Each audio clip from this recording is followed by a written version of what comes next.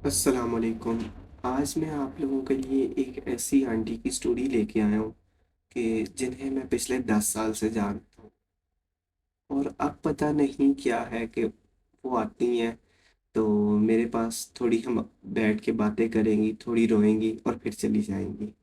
खैर, आज से 10 साल पहले जब ये आई मेरे पास, इन्होंने आना शुरू किया तो मैंने इन्हें देखा कि ये काफ़ी ज़्यादा ना मजबूर थी। इनको कोई बैग सा लगा हुआ था, इनकी किडनीज का कोई इशू था। तो इनकी छोटी सी बेटी होती थी 4 साल की। तब ये काफ़ी ज़्यादा उस टाइम पे ज़रूरतमंद थी, तो इनको मैंने कुछ चीज़ें लेके दी। तो ये सेटिस्फाई, ये जो है ना, खुश हो गई और फिर अपने घर चली गई। फिर ये आती होती थी साल के बाद, हर साल रमज़ान में आती होती थी एक दो दफ़ा। तो उसके बाद आहिस्ता आहिस्ता इन्होंने 6 माह बाद आना शुरू किया। खैर, इनके हालात तंग होते गए, मसला इनकी तरफ आता गया, तो इन्होंने ना हर 6 माह के बाद और फिर आहिस्ता आहिस्ता इन्होंने, पता नहीं क्या इनकी मजबूरी थी, क्या मसला था, खैर कभी पूछा नहीं, कभी बात नहीं की। तो ऐसे अब आते आते क्या हुआ कि अब 10 साल के बाद इनकी बेटी माशाल्लाह जवान हो गई, 14-15 साल की। वो बेटी भी इनके साथ कभी कभार आया करती थी। तो अब ये आती है तो कहती हैं, कभी कहती है मुझे कि इन हम सबको लगता है कि इनका ना दिमाग जो है ना वो ठीक नहीं है। मुझे लगता है कि ये बिल्कुल ठीक है, मगर इनके साथ जो जुल्म हुआ है ना, ये उसको एक्सप्लेन कर रही है, मगर कोई इनके ऊपर यकीन नहीं करता। खैर, ये मांगने वाली नहीं है, मैं इन्हें मांगने वाली नहीं कहूँगा, क्योंकि इन्हें हमारे अलावा कोई भी बंदा कुछ भी दे ये नहीं लेती। कहती है मैं ना आपको अपना भाई समझती हूँ, ते जो आपके माँ बाप हैं वो जो है ना मेरे माँ बाप हैं, ये ऐसे कहती हैं। तो खैर, कभी किसी एक दफ़ा हमारी मोहल्ले वाली आंटी ने इनको देखा और इनको कहा कि आप ये ले लो मेरे से। तो इन्होंने उसके साथ लड़ना शुरू कर दिया कि तुमने मुझे क्यों दी।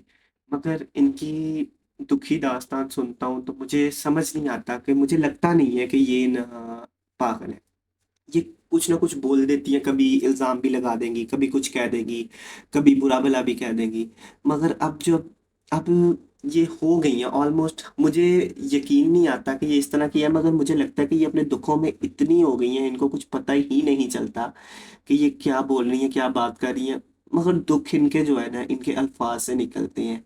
ये आएंगी, बैठेंगी, बातें करेंगी। तो इधर बैठी होती है हमारे गेट के बाहर, तो ये बातें जब तक नहीं करेंगी, 10-15 मिनट बातें करेंगी, फिर रोने लग जाएंगी। तो फिर उसके बाद ये खुद ही चली जाएंगी। तो खैर, मैं आपको थोड़ी सी इनकी बातें भी सुनाता हूँ। तो क्या आप, मुझे नहीं लगता कि इन्हें कुछ हुआ है। आपका क्या अंदाजा है, इन्हें क्या हुआ? जान छੱਡਦਾ ਤੇ ਕੀ ਕਰੀਏ। उत्ते वाला कौन है? ਤੇਰਾ ਕੌਣ ਹੈ? ਸਾਰੇ ਇੱਕੋ ਹੀ ਉਹ ਪਤਾ ਤੇ ਸਾਰਿਆਂ ਨੂੰ ਹੀ ਪੁੱਤਰ ਤੁਸੀਂ ਇੰਜ ਕਰਦੇ ਹੋ कौन ताड़ा बंदा है? ਹੈ। बंदा ताड़ा? ਮੇਰਾ ਬੰਦਾ ਤੇ ਵਿਚਾਰਾ ਇੰਨੇ ਜਗ੍ਹਾ ਹੁੰਦਾ ਹੁਣ ਤੇ ਕੁੜੀ ਗਵਾਹ ਕਰ ਲੈਂਦੇ ਭਰਾ, ਉਹਦੇ ਭਰਾ ਸਨ ਨਾਲ। बंदे दे भरा ने कुड़ी गवाह ਤੇ की है? ਬੰਦੇ ਦਾ ਹੀ ਭਰਾ ਹੈ ਸੱਕਾ ਚਾਚਾ, ਬੰਦੇ ਦਾ ਹੀ ਭਰਾ ਹੈ ਜਿਹੜਾ ਉਹ ਭਰਜਾਈਆਂ ਦਾ ਜੇਵਰ ਜੁਬਰ ਖੋ ਕੇ ਭਤੀਜਾ ਸਫਿਆਨ ਸਾਰਾ ਲੈ ਲੂ ਗਏ ਨੇ। ਵੀ ਕੁੜੀ ਦਾ ਸੀ ਚਲੋ ਮਾਂ ਪਿਓ ਜਿਉਂ ਵਿਆਹ ਕੀਤਾ ਏ ਤੇ ਨਹੀਂ ਕਿਸੇ ਨੇ ਕੁਛ ਦਿੱਤਾ। ਮਾਂ ਮਰ ਗਈ, ਪਿਓ ਮਰ ਗਿਆ, ਅਖੀਰ ਤੇ ਮਰਨ ਵਾਲੀ ਜਿਹੜੀ ਕੁੜੀ ਮਰੀ ਏ ਉਹਦੇ ਨਾਲ ਲੁੱਟਿਆ ਸੀ ਘਰ।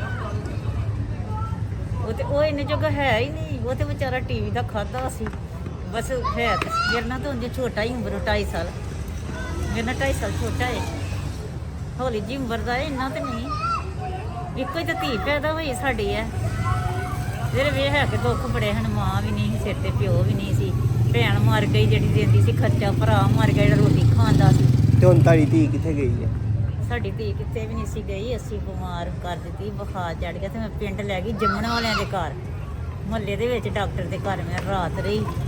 ਇਹ ਮੈਨੂੰ ਕੋਈ ਕੁੜੀ ਖਵਾਉਂਦੇ ਹਨ ਕਿ ਹਸਪੀਟਲ ਖੜੀ ਹੈ, ਕਿਸੇ ਨੂੰ ਦੇਣੀ ਹੈ, ਤੁਸੀਂ ਕਹੋ ਮੇਰੀ ਕੁੜੀ ਕਿਸੇ ਨੂੰ ਦੇਣਾ, ਉਹਦੇ ਸਹੁਰੇ ਖਵਾਉਂਦੇ ਸਨ। ਤੇ ਮੈਂ ਨਾ ਕੀ ਕੀਤਾ ਭਈ ਹਸਪਤਾਲ ਲੈ ਗਈ, ਕੁੱਤੀਆਂ ਖਵਾਉਂਦੀਆਂ ਸਨ, ਕੁੜੀ ਨੂੰ ਹਸਪਤਾਲ ਖੜੀਏ, ਮੈਂ ਨਹੀਂ ਖੜਨੀ।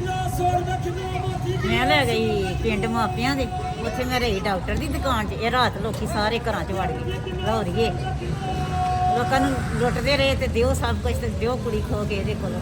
ਫਿਰ ਬਲਾਲ ਨੇ ਕੁੜੀ ਖੋ ਕੇ, ਮੈਂ ਕਿਹਾ ਵੀ ਤੁਸੀਂ ਉਹਨੂੰ ਪੁੱਛੋ ਕਿ ਬਲਾਲ ਨੂੰ ਬੰਦੇ ਕਿਹੜੇ ਨੇ ਜਿਹੜੇ ਕੁੜੀ ਖੋਹਣ ਆਏ ਨੇ ਮੰਦਰ। ਤੁਹਾਡੇ ਤੇ ਘਰ ਮੈਂ ਰਹਿਣ ਡਈ ਹਾਂ, ਜ਼ਮੀਨ ਨੂੰ 5.5 ਮਹੀਨੇ ਨਹੀਂ ਦਿੱਤਾ। ਮੁਸਕਾਨ ਦੇ ਪਾਪਾ ਦਾ ਨਾਲ ਜ਼ਮੀਨ ਹੈ ਨਾ, 5.5 ਮਹੀਨੇ ਨਹੀਂ ਦਿੱਤਾ। ਤੇ ਜਦੋਂ ਨਾ ਗਏ ਨਾ ਦਾਦੀ ਵਾਲੇ ਕਮਰੇ 'ਚ 2-3 ਦਿਨ।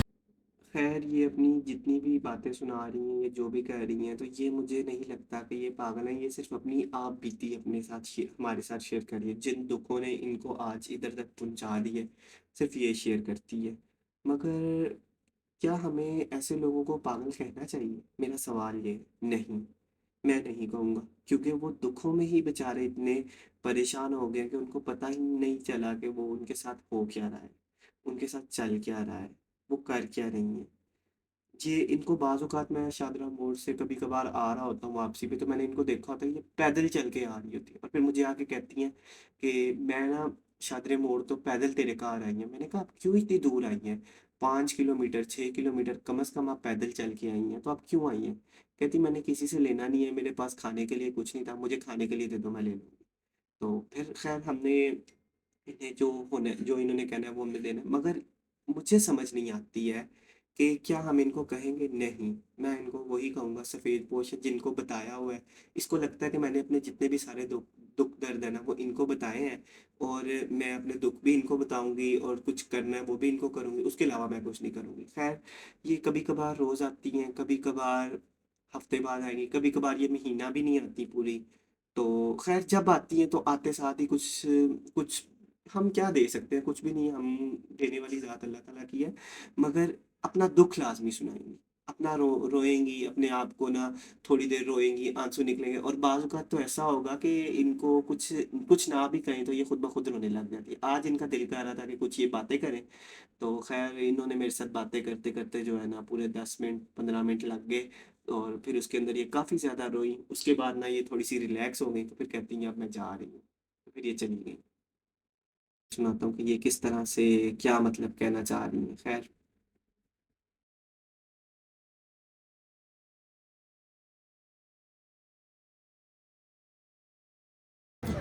ਜਦੋਂ ਮੇਰਾ ਮਾਂ ਮਰ ਗਈ, ਮੇਰਾ ਪਿਓ ਮਰ ਗਿਆ ਤੇ ਮੈਨੂੰ ਭਰਜਾਈਆਂ ਤੇ ਆ ਗਈ ਤੇ ਲੋਕਾਂ ਆਖਿਆ ਤੂੰ ਆਪਣਾ ਵਿਆਹ ਕਰ ਲੈ।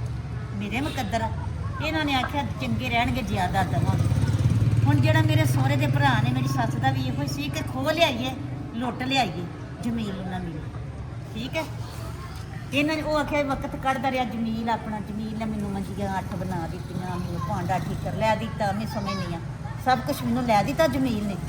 ਤੂੰ ਪੁੱਤਰ ਲੈ ਕੇ ਨਾ ਨਿੱਕਾ ਜਿਹਾ ਤੂੰ ਸਾ ਪੁੱਤਰ ਜਦੋਂ ਹੱਜ ਕਰਕੇ ਆਇਆ, ਛੋਟਾ ਜਿਹਾ ਸਾ ਤੂੰ ਸਾਡੀ ਧੀ ਦੇ ਸਿਰ ਤੇ ਹੱਥ ਰੱਖਿਆ, ਤੁਸੀਂ ਅੱਖੀਆਂ ਵਾਲੇ ਹੋ ਕੇ ਅੰਨੇ ਹੋਏ, ਮੈਨੂੰ ਤੁਹਾਡੇ ਤੇ ਬਹੁਤ ਗਿਲਾ, ਕਿਸੇ ਆਪਣੇ ਨਾ ਹੁੰਦਾ ਇਹ ਉਦੋਂ ਹੀ ਮਰ ਜਾਂਦੀ, ਇਹ ਛਿਲੇ 'ਚ ਹੀ ਮਰ ਜਾਂਦੀ, ਮੈਨੂੰ ਦੁੱਖ ਨਾ ਹੁੰਦਾ।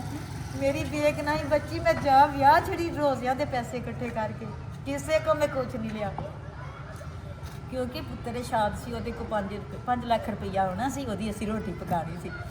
ਅੱਛਾ, ਉਹਦੇ ਕੋਲੋਂ ਫੀਸਾਂ ਜੋਗੇ ਪੈਸੇ ਨਹੀਂ ਛੱਡੇ, ਦੂਸਰੀ ਬੁੱਢੀ ਘੱਲ ਕੇ ਉਹ ਮੈਨੂੰ ਕਿੱਥੋਂ ਦਿੰਦਾ।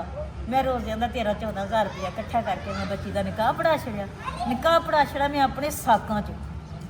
ਮੁਹੰਮਦ ਆਲਮ ਉਹਦਾ ਨਾਂ ਹੈ ਤੇ ਬਿੱਲੂ ਬਿੱਲੂ ਉਹਨੂੰ ਆਦੇ। ਉਹ 8 ਭਰਾ ਸਨ। ਉਹ ਸੱਕੇ ਮੇਰੀ ਫੁੱਫੀ ਦੇ ਧੀ ਹੈ ਤੇ ਉਹਦੇ ਪੁੱਤਰ ਨੇ ਬਣੇਵੇਂ ਲੱਗੇ। ਮੈਂ ਆਖਿਆ ਮੈਂ ਆਪਣੇ ਵਿੱਚ ਧੀ ਦੇ ਛੱਡਣੀਆਂ, ਪਿਛਲੀਆਂ ਪਿਓਦਿਆਂ 'ਚ ਫੈਸਲਾਬਾਦ ਤੇ ਮੇਰੀ ਪੁੱਤਰ ਜਿਹੜਾ ਮੈਨੂੰ ਰੋਟੀ ਦਾ ਨਹੀਂ ਘੱਟ। ਮੈਂ ਭੈਣ ਨੂੰ ਜਾ ਦੱਸਿਆ, ਇਹ ਹੁਣ ਆਉਂਦਾ ਵੀ ਉੱਥੇ ਘਰ 2 ਕੁੜੀਆਂ ਘੱਲੀਆਂ ਨੇ ਉਂਝ ਹੀ ਨਿਕਾਹ ਤੋਂ ਬਗੈਰ। ਤੂੰ ਆਪਣੀ ਗੱਲ ਇੱਕ ਜ਼ਹਿਨ ਬਣਾ ਤੇ ਵੇਖ, ਸਾਡੀ ਨਾਰੰਗ ਦੇ ਵਿੱਚ ਰਿਸ਼ਤੇਦਾਰੀ ਹੈ।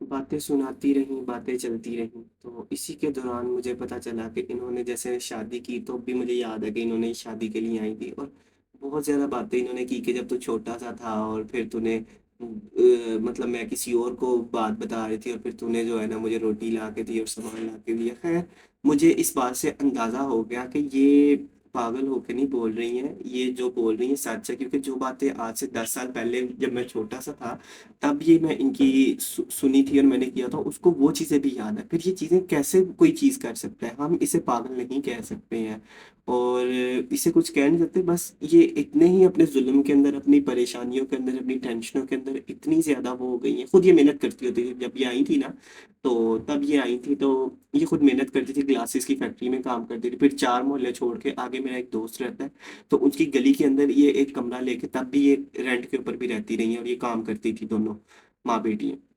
खैर अब बेटी पता नहीं किधर चली गई, मुझे इनकी बात की समझ भी नहीं आती, कुछ नहीं आता। मगर जब आती हैं तो अपना कोई ना कोई दुःख जो है अपना शेयर कर जाती हैं, अपना दिल को हल्का कर जाती हैं।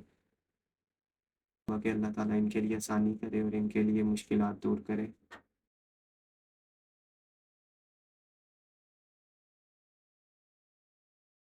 लगा कि इनकी सारी खैर कुछ टाइम बातें करने के बाद इनको ऐसा लगा कि इनकी सारी बातें मैं जानता हूँ, इनके सारे रिश्तेदारों को मैं जानता हूँ और ये अपनी सारी चीज़ें ना मुझसे शेयर कर रही हैं। और खैर मैं चुप करके सुनता गया और देखता गया कि खैर इनके दिल की जो है, एक दफ़ा दिल इनका हल्का हो जाए ताकि फिर उसके बाद ये अपने घर को वापस चले जाएं। कि अब आप लोग मुझे बताइएगा कि क्या मैंने इनकी बातें सुन के इनका दिल हल्का करना का काम ठीक किया या नहीं किया? मुझे ऐसा करना चाहिए था कि नहीं करना चाहिए था? इसी के साथ वीडियो को एंड करते हैं। चैनल को सब्सक्राइब कर दीजिए और वीडियो को लाइक अपनी प्राइवेसी फेर शेयर ਲਓ ਤੁਸੀਂ करिए। ਫੇਰ ਲਓ ਮੇਰੀ ਭਣੇਵੀਂ ਆ ਸੱਚੀ ਮੇਰੀ ਭਤੀਜੀ ਆ ਇੱਕ ਭੈਣ ਦੀ ਧੀ ਇੱਕ ਪਾਸੇ ਹੋਈ ਰਾਵੀ ਰਹਿਣ ਵਾਲੀ ਜਦੋਂ ਮੈਂ ਉਦੋਂ ਗਈ ਸੀ ਤੇ ਉਦੋਂ ਇਹਨਾਂ ਦੇ ਵਿਆਹ ਰੱਖੇ ਉਸ ਦਿਨ ਦੀ ਇਹਨਾਂ ਮੇਰੀ ਧੀ 4 ਤਰੀਕ ਸੀ 5ਵੇਂ ਮਹੀਨੇ ਦੀ ਮੈਂ ਆ ਕੇ ਜੁਬੈਰ ਨੂੰ ਪੁੱਛਿਆ ਸੀ